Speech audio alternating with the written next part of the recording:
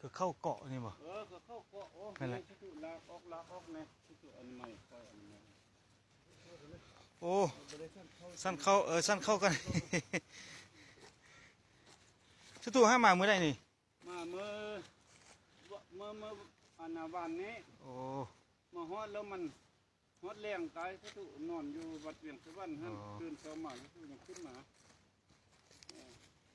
เจ้านี่โอ้เปล่ายันพ่นทำห่อบุยบนนอนนี่เริ่มต้นเป็นสติเป็นแบบนี้ในการเป็นอยู่ก็อยากได้บุญก็อยากได้บุญกับพระเลี้ยวที่เฮ็ดตัวเองก็ได้อยากได้บุญนำพระก็มาเฮ็ดเสร็จแล้วพวกลูกหลานก็พากันขึ้นมาพอดีสะทูลงไปก่อนแม่แหละสะทูไปนอนอยู่ใช่บ่เดินคูนพระไทยก็นำมาห้าสะทู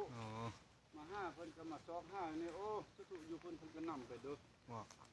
นำไปเพิ่นไปท่านเขาก็ไม่สุก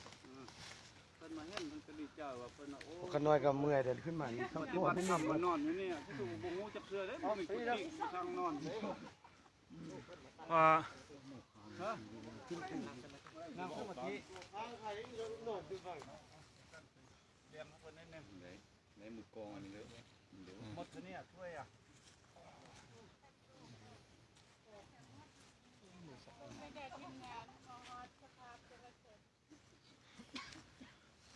แล้วมื้อนี้เจอสะทุเพิ่นมาพอดีมาอยู่แล้วก็มาเมื่อวานเพิ่นกำลังสั้นเข้า